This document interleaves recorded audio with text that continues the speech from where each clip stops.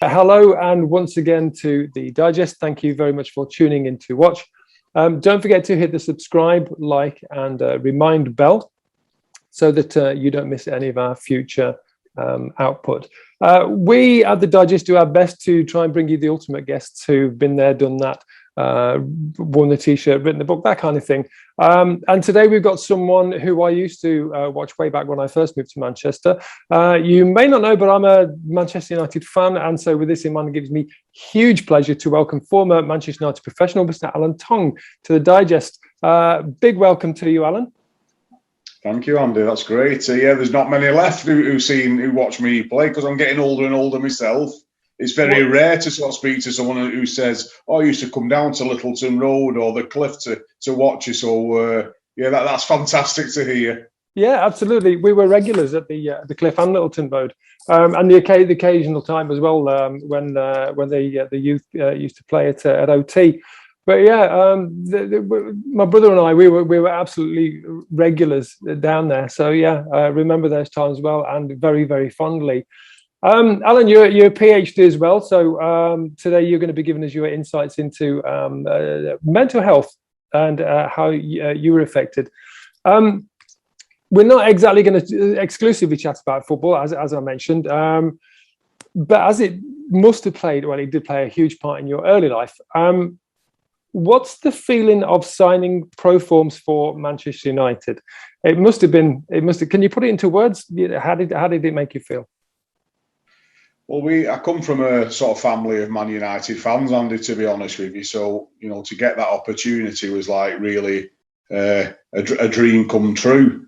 It took a little bit of time to get there because, I was playing. It was very different back then, playing in grassroots teams, and I was lucky that I was chosen to represent my town, Bolton Schoolboys. I played for Greater Manchester County.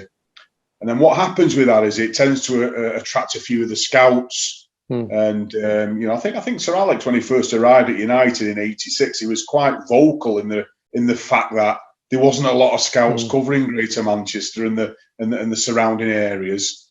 I think he mentioned on his latest documentary, he said there were only 2 scouts when he arrived or something, covering such a wide geographical area. So to get picked up and get the opportunity to go down and train and, sort of work your way through the different scenarios, training on a Monday and a Thursday night, and then being involved with a trial period over a Christmas it was of 1986, and not long after Sir Alex had arrived. Yeah. And to get that opportunity then after that trial, Andy, to say, we'd like you to sign was fantastic. And I always you can recall some things with vivid clarity, not only sort of some of the great stuff, but some of the tough stuff that we'll go on to speak about.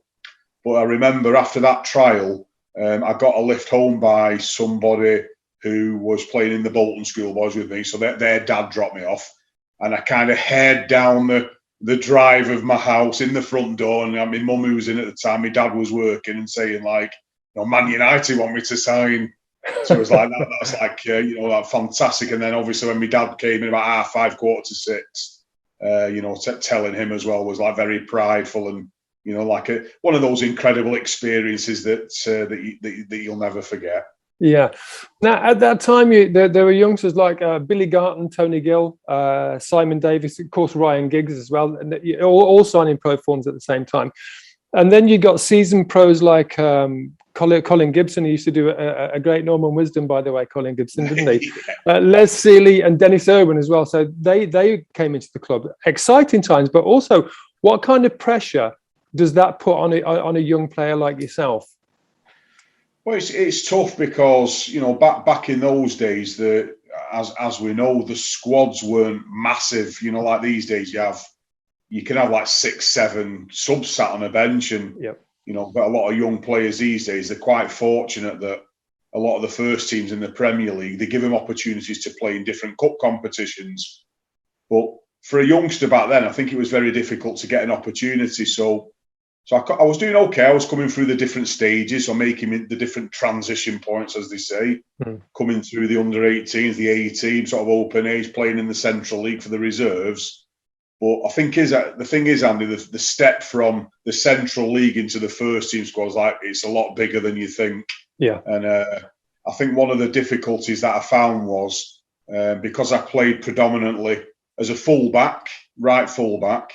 If you got somebody injured in the first team, say Viv Anderson picked up an injury, Sir Alex might play Clayton Blackmore there, or if Clayton got an injury, he might put Dennis Irwin there. If Dennis was injured, he might even drop Paul Ince there. And it was I had to be like better than all them to get an opportunity, and and it was for no amount of trying, as it were. But I just found that step up and getting into that first team squad on a regular basis was just slightly beyond me. Yeah. How long were you with United? Yeah, well, I signed at 14 years old and I left at 19. So I had like a couple of seasons in the B team and then my apprenticeship. And I got to the end of the YTS it was back then. So we weren't on massive wages. My first wage was £28.50 a week. I was like, it's crazy because like what happens, Andy, is you weigh up like all the culture was very different back then. We used to have like jobs as well as training and playing. So we used to have to sweep up, clean boots. We had to clean toilets, showers. We had to prepare all the kit for the first team and the reserves. When I was an apprentice, we had to get all the balls sorted out, the bibs, the cones, and I added all the workload up as well as your training and playing. And I think it worked out as something like 31 pence an hour or something. Yeah. It was like it was crazy. So very, very different times back then. A very different culture and a very, very different way of doing things compared to the modern game. Oh God, it's chalk and cheese, Al. Absolutely. Even as a fan, I saw that the moment United started to get, when Fergie, when we first won the league, I knew it was all changing. Then, we used to stop afterwards and speak to the players. Can't get near them now. It's they kind of walk past you almost as if you're not there sometimes as well. Now, so you were there for 5 years, but you never quite made it to the first team, and then you moved on to Horwich, which is it's a kind of non-league club for those who don't know, and that's quite a drop in level. So a couple of questions: were you still professional then, and how did the drop in that level affect the way your mind reacted, your thinking essentially? Yeah, what happened is I come to the end of my apprenticeship, and then they give me, like I said, a 1 year. I got a 1 year pro deal. So when you reflect back on that, you think, well, it's probably the worst deal you can sign, to be honest, because you've got another season in front of you where the pressure's cranked on. There's no real space for you to relax and play because you're going to have to try and secure another deal. So I got to the end of my first year pro, and I think it was around the April or May time, and Sir Alex Ferguson sort of called me up and said, we feel as though you're not going to become a first team regular. We feel as though you just lack a little bit of pace to get into and break into the first team. So we're going to have to let you go. We're going to have to move you on. So at that time, those words were like unbelievably crushing blow to a young person who's kind of come through the system. I was absolutely devastated, to be honest with you. It's something that it's like I suppose it's like being in a boxing bout where you don't see a punch coming and it just takes you out. And just come out the blue, because I thought I'd had a decent season. I was doing okay. Certainly not going up the stairs to his office thinking I've been rubbish, I've not performed very well, etc., etc. So yeah, that was a monumental sledgehammer to get back from. So what had happened, Andy, is over the period of time from May to sort of June, July, I went on a couple of tours just to sort of finalise me 1 year pro deal off. I think we ended up going to Blue Star in Switzerland, and we had a trip to Trinidad and Tobago as well. So we come back from that, and then it was almost like you walk out the cliff for the last time, and that's it. Nobody contacts you. Wow. It's almost like the ties are severed. And over the course of that, I had to try and keep fit. I was trying to initiate a lot of things myself. I was trying to ring managers up. So, very, very different in those days than it was now, because you have an agent to do all that for you. But I would remember ringing Sammy McElroy at Macclesfield to, see if he was interested. I remember speaking to Phil Neal at Bolton. All these clubs that you're just trying to get an opportunity, but the difficulty is like, you're only 19. A lot of these clubs have got professionals in the armoury, and it's like trying to break into that again, and you're almost fighting for your life. So going to Horwich and playing a few games for Horwich was just to keep my fitness up, really, just to keep me ticking over in the hope that something would turn up, or you'd get a little chink of light opening somewhere, which came eventually via Alan Ball at Exeter City. He must have heard somewhere along the grapevine that I'd been moved on, and I played in a representative side when I was an apprentice at United. We went to Russia to play against the Russian Football League, and there was Alan Ball and Laurie McMenemy were the managers of the party. So from that, he'd watched the Central League games a little bit, and he remembered me from that, and he invited me down there. So that's kind of how that like little transition kind of played out there. So you're right. I think it's difficult because when you've been at United, you automatically think, well, you do at the time, you've got half a chance of making a career in the game. But I think one of the crushing things for me is like, once you've forgotten, you're almost like out of sight, out of mind, and you were just left to get on with your own devices, and that's kind of the experiences that I had to face and try and move through. Was that the same with the players out? Did they keep in touch with you? Any of the other guys? No. No, very very quiet. Wow. It's like I think football sometimes, and it's very much like the military. Yeah. You unite and you bond, and the dressing room and the banter's fantastic, and you eat together, you train together, you go into battle together. But then people almost take their own different routes. That's why, in a way, that a lot of the ex-players associations in the modern world is there's not a lot of the players that are interested in those. There tends to be a kind of like a transitional point where you might get somebody from maybe mid-2000s who come in, but after that, beyond that, you don't really. I think ex-players associations are more 60s, 70s, 80s players. I think after that, you don't see a lot of players in the modern era. Unfortunately, because I think they're brilliant. It's a way of bringing people back together. Sadly, they don't seem to be interested in keeping in touch and attending the events. It must be part of the modern culture, Andy, to be honest. Yeah, I think as well. I remember meeting Nobby Stiles a couple of times. I actually ended up sitting next to him in Pacino's restaurant in Sale, and chatting with him and his missus. And he was forgotten as well. And this guy's a World Cup and European Cup winner. And it was Fergie that brought him back in. But I know he had some big problems when he left the game as well. So following your Exeter spell, you went to Elmore, which is in Devon, and it's like a million miles away. Another two things there. Now, how did that go? I guess this is when you had your injury, because you ended up having a spinal fusion. So what was it that led to that, Al? Yeah, so what happened was I was at Exeter, and I had a really serious back injury. So I'd come to the end of my contract at Exeter. I was there for 3 seasons. So I got to 93-94 season, and my contract had run out, and I unfortunately had two operations on my back. The first one was quite a severe one. I ended up having screws and plates in my spine. So following a period of rehabilitation, I got advice from the surgeon not to play full time anymore, unfortunately. So I got told that, to protect your health, really, because that's the most important thing, isn't it? And I think it's a psychological health, Andy, as well, because I just didn't see myself training and playing every day and having to slide in and make tackles. So I'm thinking, well, I've got kind of screws in my plates in my back here, and I don't think it's a good thing. Yeah. So anyway, after that had finished, I got myself to tried to get as fit as I could, but I still love the game.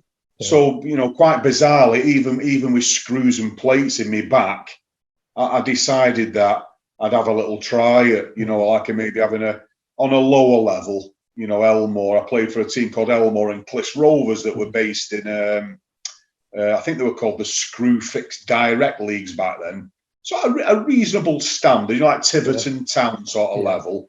But I think it was couple of seasons, and then I think what had happened when I was about 24 years old, something like that. I think my love for the game had gone completely, and I found myself in a little, probably a little void in a way. You know, a very difficult time, tough time. I wasn't too sure what I was going to do next.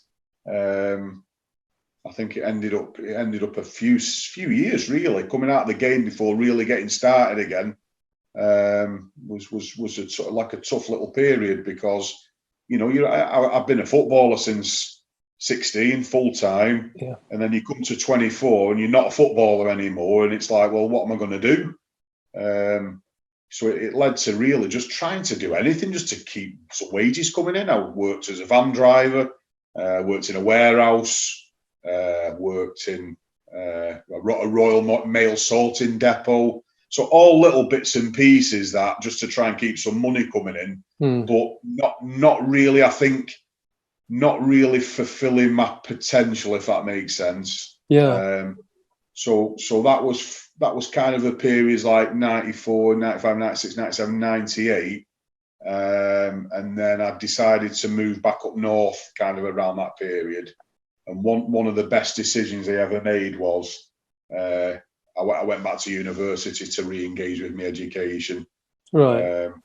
It was a funny one because professional sport, Andy, sometimes, especially back in those cultures, is not really a fit. I never saw myself as an academic, or I didn't mind school as a youngster. I engaged with my schooling. I did all right on my GCSEs, but you know, I always resonated universities with the Open University on telly, like physics teachers, loads of mathematical equations on the board, and it, you know, that's how I kind of like. If you said university to me at that time, that's how I would have described it. Yeah. But you know, due to the evolution of courses, like they'd started a sports science course at University of Bolton, so I thought, well, I've got a bit of sporting background. I'm interested in that, and I sort of remember turning up one day, and they said, you know, do you want to sign up for the course? I mean, I didn't even know what a degree was, to be fair, and this is something that I've not really thought about. So I had a go for a week or two, and at that stage, I still wasn't sure. It still seemed quite tough because, you know, at university, some of the things, the early classes that I attended weren't really making any sense to me. But I remember one week I attended, and I kind of sort of thought, well, I kind of understood it this week. I get that. And then from that, I kind of just sort of went on this academic path, really. I did a degree, and then I engaged with a PGC after a teacher training qualification. Yeah. Then throughout the last sort of 10, 15 years, I picked up a master's degree in philosophy. So I did that part-time for a while.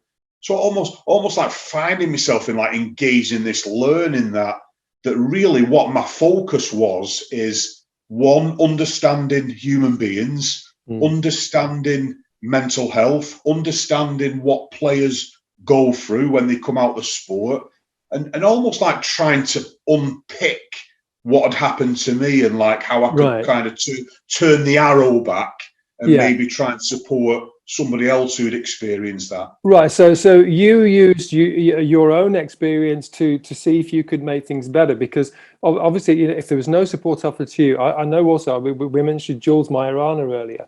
Billy Garton too suffered with ME. I remember going to his testimonial at I think it was Salford Rugby ground. I saw George Best play there. He was in that game actually, and so effectively with their careers killed off, and I'm sure there were lots more who fell by the wayside. Also, you mentioned today in a tweet the Jeremy Whiston's suicide, who, you know, a young boy who City let go from the academy, and at his inquest, his dad said the club didn't provide enough support for him once he'd finished. And again, so considering I actually bit of a devil's advocate one here. All right. I've never come across a company actually that offers mental health counselling once your contract is terminated, or even you know, while you're at the company. So is it fair to say that the owners should be on the club to provide that kind of thing, or maybe do you think we could do more at school level for kids to cope with failures or setbacks? It's a funny one. It's a tough argument because there doesn't seem to be over this last period, maybe somebody taking responsibility and really taking something by the scruff of the neck and running with it. Yeah. What happens, and if you get released from a club, a football club, you could argue that that's the last place I wanted to be going back to for support. They broke your heart. So why would I want to sit them with a coach or somebody who gives me support within the realms of that club? I think that's tough for any young person, because you're aware that your mates are still there training and stuff like that, and maybe, you know, I don't know whether that's right or not. So okay, so let's park that. The PFA, they offer some support for you. You know, they give you opportunities to engage with, you know, maybe offers on educational pathways or routes you can go down. But that's just a very, very, let's see how I can term this. They're good at the admin side and getting you onto courses, but I think you need a lot of an emotional kind of support, maybe someone to open up to, or so it's brilliant that the letters dropping through the door and you've got your forms to fill in and you can send your applications off to get half your degree paid for, or whatever it is. Fantastic, but I think you need a little bit more rebuilding, if that makes sense. Almost like somebody who understands what you're going through. And again, I'll bring this into the military again. I felt when I come out of United, because I've been a player for so long, it's like almost like a veteran coming out of the army. Like you feel a bit alienated, as though somebody doesn't understand where you've come, because they're quite unique disciplines. I mean, what's the data on football getting to a pro level? It's ridiculous, isn't it? 0.012% to play in the Premier League, under 1% to be a pro. So coming out of that, it's like people don't really get where you're coming from in relation to your thoughts, your feelings, what support needs that need answering for you. So club, I'm not sure. PFA, okay. So maybe some independent sort of bodies here, or somebody who can maybe plug something, would be really, really useful. But again, there's such a lot of things that were going on at that time. I felt completely worthless, completely useless. It was if like it was like a massive wooden door had been closed on you, and you're like, where do I go from here? My family, fantastic, very supportive. So I was lucky I had that side, but unfortunately, I think it's kind of it's almost like a traumatic incident that you've been through, that you need time to work out what's happened before you move on again. Now, my main criticism, Andy, would be I wish I'd have had that kind of support maybe as soon as I come out of Exeter. And then that I might not have had 4, 5, 6 years trying to find myself again then. You know, I think if somebody could have stepped in for me there and said, okay, Alan, let's have a sit down. Sadly, you've had to retire. What's your skills? What's your interests? Let's have a look at your options. You know, do you want to do some coaching here that we can maybe put you through, or this degree course may be good? Great. Nothing like that. All I got was my P45 dropped through the door and at home, and I'm thinking like, what a sever that is. So I thought, I'm going to have to try and, I'm going to have to try and pick myself up here and like move on. But I think that's the hard part of it. I think, you've moved on eventually, but I think it would have been a lot quicker if the support would have been better at that time. Yeah. Mind you, thinking back there, I know Neil Webb ended up becoming a postman. And this is, FA Cup winner. He didn't win the league with us, did he? But I think he was I think he was in the Cup Winners' Cup, if memory serves correct. I might be wrong about that, but I think he was there for that. And also Lee Martin as well. I know he came sort of unstuck. I think he was done for benefit fraud as well at some stage. And so it's not only the youngsters that the clubs fail either. It's the older players, and I don't know. Maybe if there's if the manager can see that someone's not quite making it, rather than it's like when you went up the stairs to speak to Fergie at the Cliff, you had no idea he was going to say, and so a manager will know before that time that player is not quite going to make it. So maybe they could do more then, I don't know, introduce you to a club psychologist or something like that, or even offer different routes, or give you hints that listen, kiddo, you're going to have to book your ideas because you've got so many people in front of you. So you might not make it, or we might not re-sign you, rather than going up the stairs and saying, right, okay, that's it, you're off. Yeah. I mean, I can't imagine how devastated you must have been. All you want in the circumstances to be treated like a thinking, feeling human being. Yeah. And I think a lot of the times you're not. You're treated like an object.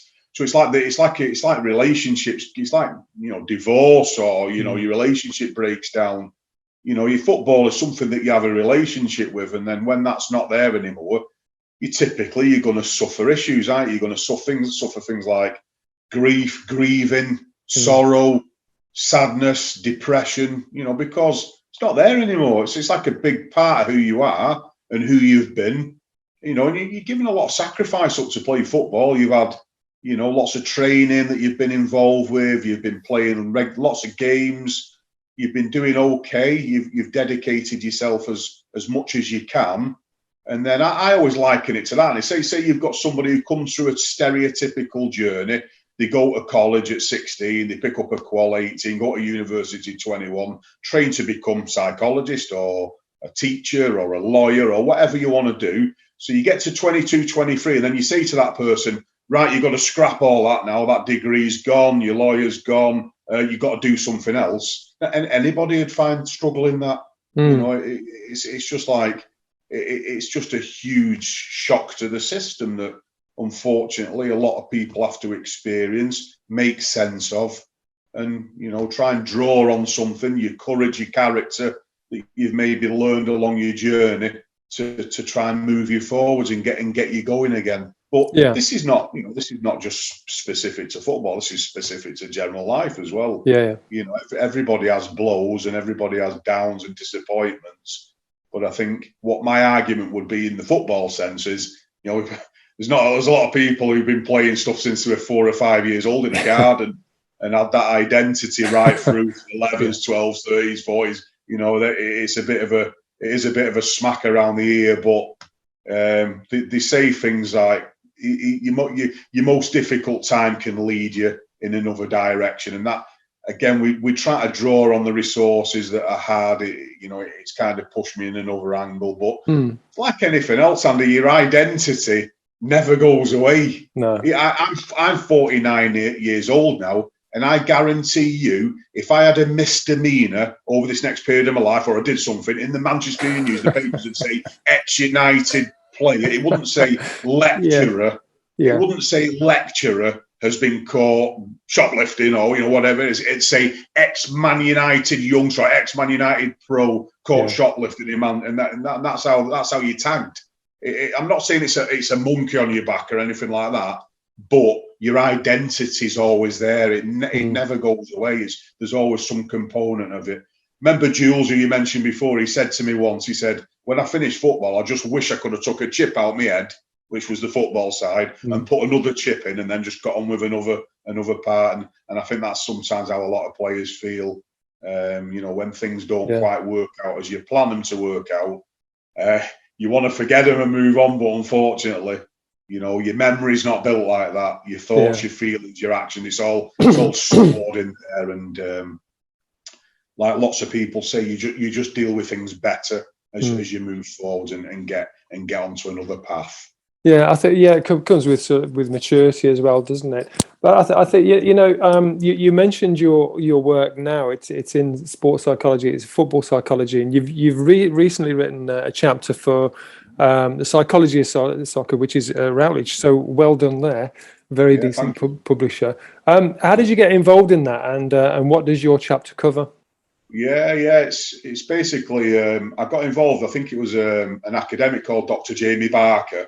Yeah. And Jamie dropped us an email and just said there's a new publication getting put together with himself and a few academic colleagues. Would you contribute like one of your sort of, bit of maybe your PhD work that you've done, or maybe draw on some of your experiences and just try and wrap that into a little chapter? So I just tried to pull together like a little deselection experience that a player would go through, and drawing off the knowledge that I have at the moment in relation to looking at everybody's got a choice to move on, and you're going to be suffering some level of anxiety that time. So existential psychology sees anxiety as a positive, would you believe, and not a negative. You go to a lot of medics or a lot of medical models and they'll see anxiety as a destructive emotion. But I think anxiety can give you some positive constructs, because it's almost willing you to change or do something different in order to move your life on. Unfortunately, anxiety in its deepest form can lead you down bad paths as well, because you want to avoid it. Hence, I see it in society. We've got lots of issues in different parts, such as alcoholism, drug taking, drinking, gambling. There's lots of kind of vices in there that I feel sometimes that's just people not maybe dealing with their anxiety as well as they could do. So I kind of wrapped a little bit of a chapter together on that. And I've also had another one published recently in a transitions book that was kind of, I think it's only a few months ago that came out. So looking at coming away from football. So I think my main interest really is what I've tried to add to sort of some of the academic stuff out there is there's lots of work on the final components of a transition, coming away from the sport. Yeah. But I've tried to write a little bit about what's happening while you're in the sport as well. That's tough. Lots of football players have got loads of things to deal with, like you get dropped a lot, deselected, injuries, falling out with teammates, not getting on with coaches, not getting on with managers. So there's like loads of day-to-day stuff as well that if not dealt with at source, that can fester as well. Yeah. And honestly, Andy, that it doesn't surprise me that a lot of football autobiographies, when they come out the game, they've all got destructive titles. Back from the brink. There's like Paul Merson's done it, Paul McGrath, Keith Gillespie, How Not to Be a Millionaire in Football. It's really sad because they all seem to be like a destructive kind of tale, but not coming out the game and writing an autobiography about the glories and the fantastic times. It's always the destructive and the difficult things that players seem to recall more vividly. Yeah, it's strange that, isn't it? Right, okay. I want to sort of go back a little bit to football. I want your sort of professional and personal opinion on this. There's no other sport that I can think of that treats cheats like football does. We see it in every single game that we watch. The dives, the pats on the back after a penalty is awarded, the cynical pullback when the team's on the break, gives the defence a chance to get back, the feigned injury in order to get the opposition sent off. Why do you think it is that football is the only sport that actively encourages and celebrates cheating? It's a great question. I always draw back on. I think it was Orwell who said, "Sport is war without weapons." Yeah. And I think that's kind of the best sort of analogy, or the best sort of underpin I can provide for that. In that, it's people's livelihoods, and you're trying to just get a result. Football is driven by outcomes, isn't it? Especially at the top level. If you're not unfortunately finding results, if you're not finding wins, jobs can come on the line, and then not just at the top levels, but that filters right through football as well to it. Any professional leagues, any professional managers, players will tell you. I remember at the end of my career, we had to go to Fulham last game of the season, and if we didn't find a result, we drew 1-1 in the end. It just kept us in the division. We'd have got relegated. Might have been a couple of the grounds we might have had to go. The people who work in the club might have had to go, and this is what hits the most. It's like people's livelihoods are at stake, and that's why maybe there is a little bit of feigning or trying to gain territory, or like little nudges, and you go down and you get a free kick for that. It's not right. It's not right, but it's what unfortunately it happens. They say sport is the mirror of life, don't they? Like lots of people in life duck and dive to try and get from A to B, because of the stresses, the strains, the difficulties, the financial challenges, the uncertainties. There's, if everybody was angels out there, it'd be a fantastic world, but unfortunately it isn't. Yeah, but it's football celebrates this. Football celebrate. The Thierry Henry handball against Ireland is one that really sticks out. But Steve Smith in cricket, he was shamed. And if you look at cricket and rugby and athletics, these people, they're all banned. They all get banned for cheating, where it's so blatant and so obvious in football, but they get away with it. And 10 or so years ago, I wrote to every Premiership manager asking what they intended to do about stamping out diving. Only 6 replied. Arsene Wenger said, he was there at the time, said that there wasn't a problem. Newcastle said that Sam had just been sacked and so they couldn't comment. There was only one that was personal and signed by the manager. Do you know who that was? Obviously not. It was Fergie. All right, okay, fair enough. It was Alex. He wrote and said, with Cristiano, it took us a couple of years to knock it out of him because on the continent, it's endemic. It's part of the game. It's expected. And he said that the players give each other enough grief so they don't do it. But you still see it.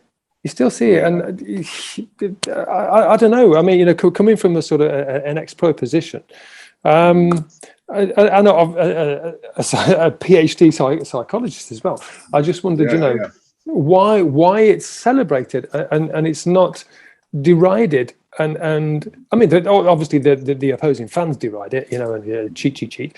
Same old Gunners always cheat and all that kind of thing. And are you John Barnes in disguise? That kind of stuff. Football celebrates this, and I don't know. It drives me kind of crazy. Yeah. It's a good. I'll try and shove that onto maybe a third year dissertation. They could maybe have a think about having a little bit of do some research in that, and maybe get some surveys out, or maybe speak to a few people in the game. It's a great question, isn't it?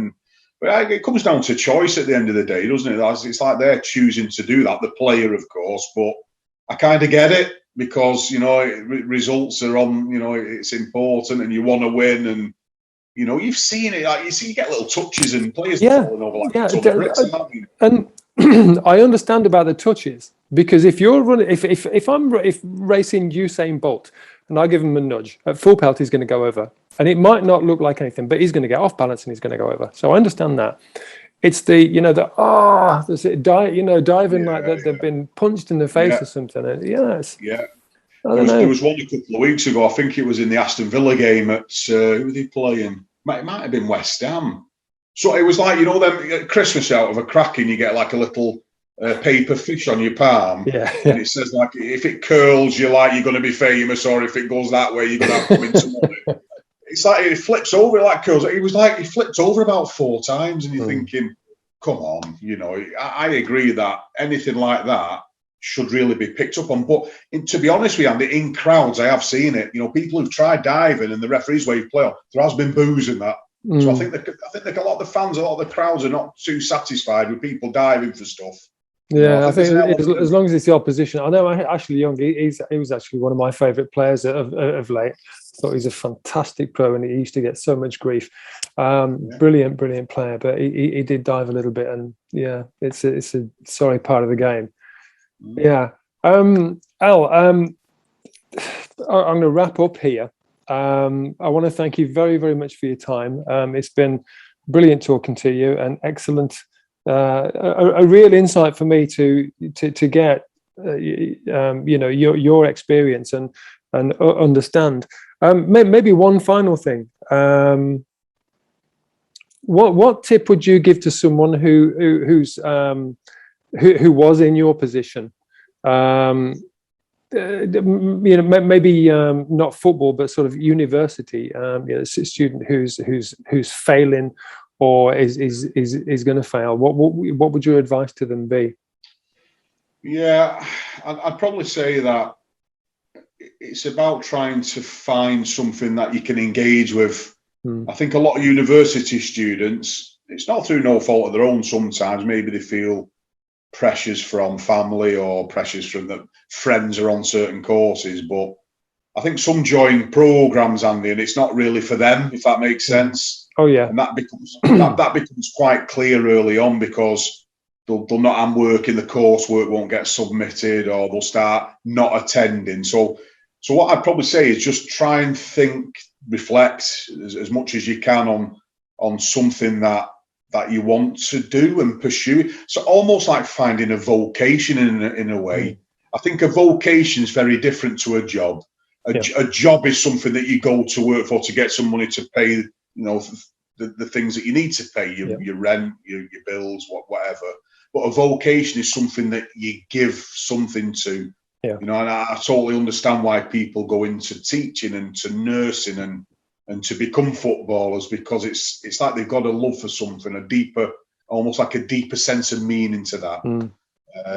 Unfortunately, in the modern world, there's lots of distractions as well at young ages, because people are still finding the roles in society, you know, especially between the ages of 18 to 21. You know, they're still not sure on who they are and where they're going, and you know, hence the term, you know, Erikson identity crisis creeps in across all the lifespan.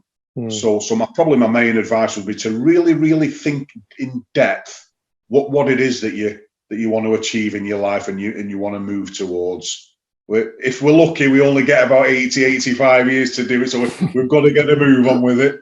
So if you want to learn something, or run a marathon, or write a book, or achieve something of note, you know, it's about finding something, almost like a will to meaning, that you can move along and achieve that. And it's like anything else, you know, when you do achieve that, it's about like what else can I do? I remember Fergie saying, I've reached one mountain top, where's the next one, and where's the next one? You know, there's not a point in life that you ever reach and think, I'm there now, I don't have to do anything else. You know, it's a dynamic journey, we're on, everything's changing all the time.